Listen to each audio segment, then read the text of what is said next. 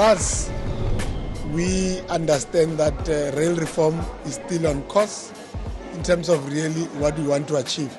I think for us is that building blocks are the most important thing so that you can have the system. And we have engaged as the Department of Transport where the critical elements of really having the reform being implemented was the freight logistics roadmap that we have taken through to Cabinet, which really brings the practical implementation of the rail policy and where we want to start.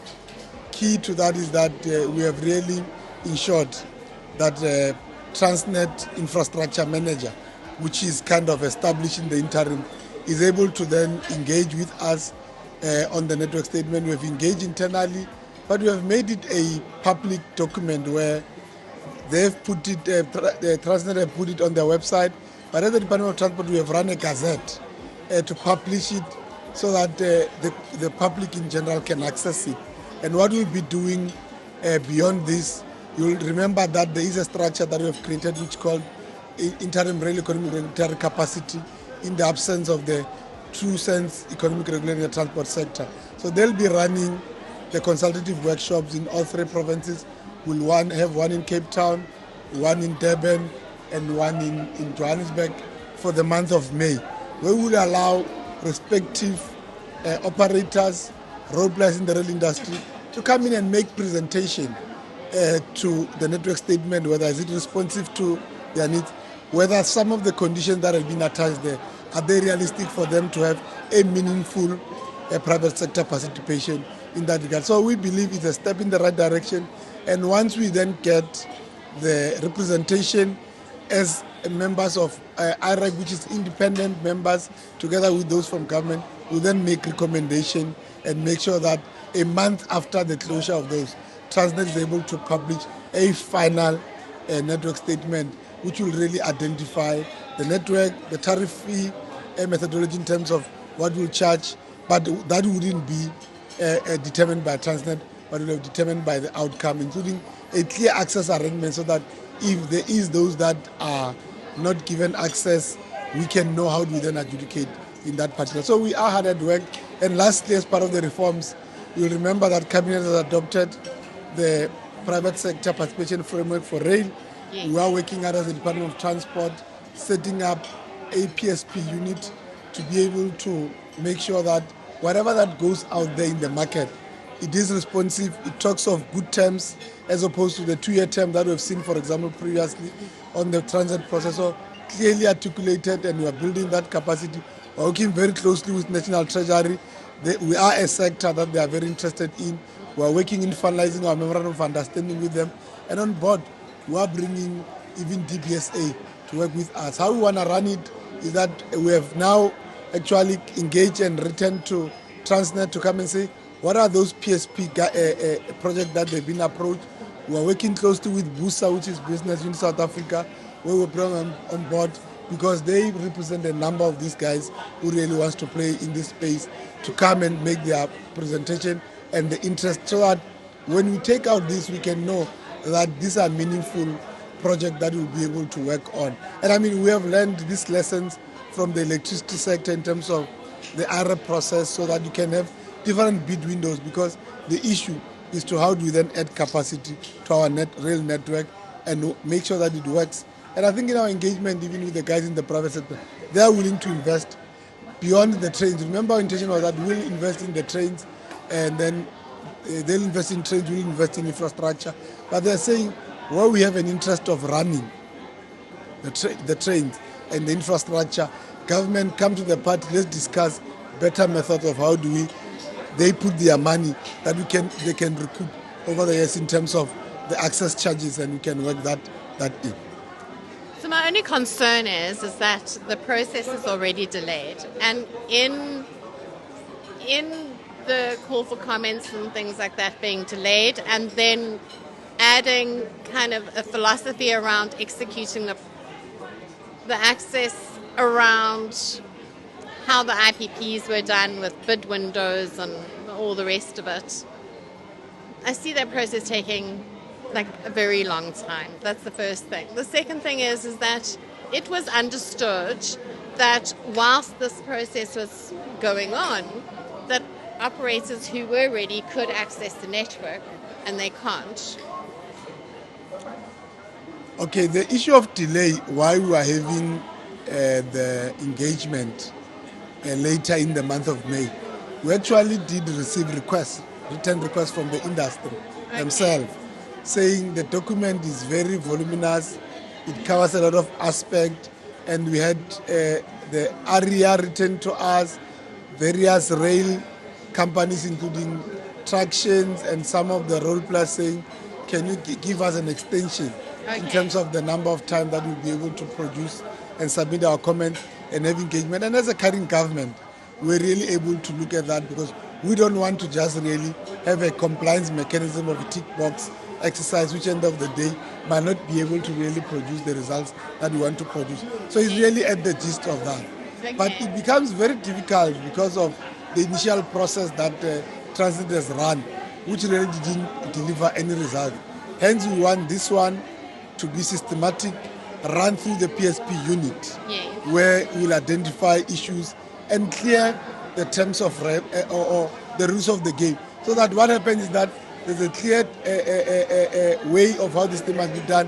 When it goes to, for example, to the infrastructure manager, they might just implement. I mean, one of the key issues we might have to determine on is what would be the time frame suitable for the concessions for the operators to be able to recoup their cost.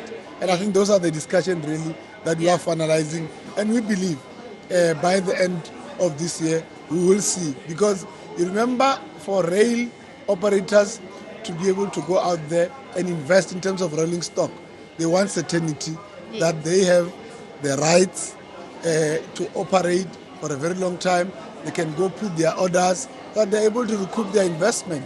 But those that are already having rolling stock, once the process runs and they are given a right of way, they are willing to. They are more than welcome to come into the network and obviously be able to make sure that from a safety point of view, they are engaged and they can submit a safety management system in line with the requirement of the railway safety regulator to be able to run safely on our railways. Okay. All right. So thanks for clarifying that, and I think it will help the audience as well. So talk to me about high speed. There was a framework, went to Parliament, a feasibility study needs to be done. Will this be built in my lifetime and your lifetime? Will this go to markets, my lifetime, your lifetime? I think this is a dream.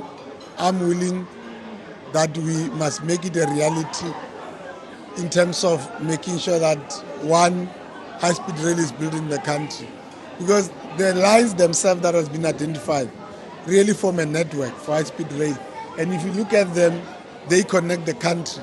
Because you talk from the first prioritized line being Johannesburg to Durban or Durban to Johannesburg, and then connecting with the second one, which is Johannesburg to Mbombela, and then Mbombela, you look at Johannesburg and Pretoria into Messina. And how this network does, it then fits into the overall African agenda in terms of high-speed rail. So we know Cabinet has approved the high-speed rail framework. We are already starting the implementation. In the Department of Transport, we are finalizing the process of setting up a project management office. Because we'll remember the nature of this, how you want to implement them. You want to implement them through a different capacity and dealing with that. So we will start on finalization after the project management to prioritize Durban, Johannesburg for a detailed feasibility study up to option analysis.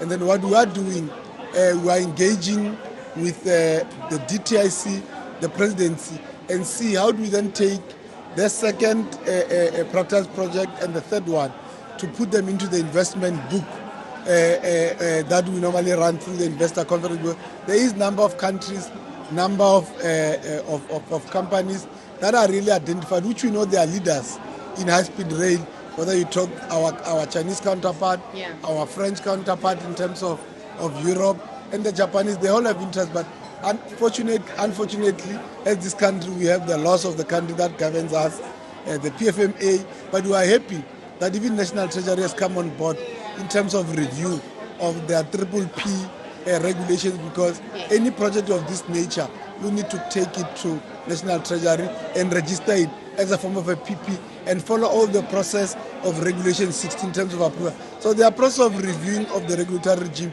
we see it as a next step and a game changer in really making sure that private sector participation and partnership with those that wants to work with us becoming a problem, because high-speed rail in itself is expensive. You really want a combination of a concession, whether you call it a bill of operating of transfer, but working with government, making its contribution either in terms of land, which is right of way, and other guarantees that will come. And I think as a country, we are really fortunate that in other sectors we have done this. Gautrain being one of the example, and the team that we are working with, even in terms of the involvement of PSP, we are working with like the former CEO of Gautrain, who's now working with the colleagues in the Treasury on the PSP model, and we believe we'll be able to make an impact. Fantastic. So one more question, and I don't know if you can answer it. What are the chances of DOT getting involved so that, let's say, come December, I can climb on this train and go to Zimbabwe from Cape Town or Johannesburg? The trains, remember how they are being manufactured. They manufacture to serve different purposes. So this train, it is a commuter design train, and there's a specific purpose for that, because normally in your commuter network, the stations are not far from each other. You have acceleration, deceleration in between. Hence you see that the speed obviously of this train can go up to 120 kilometers depending on the track conditions and on the track, obviously, that you want to deal with. But there is a different process of your long distance trains, which we have always have challenges because of the kind of the train set that we have had over time. But through the GO program that we are having, we are obviously working hard to make sure that those couches which are suitable for long distance, I mean, having dining places inside, having the bathroom, which is really different from your commuter trains, which is short one. So we are working on that program as a temporary measure, because the future of long distance trains is in high-speed rail. Okay. Which is a dream that me and you said we want to realize in our lifetime. Well, you see, so just, that step back in case we don't realize that dream. We are connected to our SADC neighbors by rail. Might not necessarily be this train, but we are connected to them, and we should actually be able to move our people through SADC. I mean, part of the open access, you remember previously, even from a freight point of view, we'll have operators like CFM from Mozambique, which they'll have to come in the country, sit at the border, hand over to TFR. Remember, they are one of our permit operators in terms of the RSR regime. So they'll be allowed now to be able to run their trains into the country through the new network. So the same element will then translate to passenger. Yes. If there is an operator, because the track will be there practical, who wants to run border commuter trains, they'll be allowed to be able to deal with that within the regime, as long as they can be able to invest and they find that there is a suitable infrastructure for that to do. Because I think one of the key elements that the rail policy itself covers in terms of practical implementation is interoperability.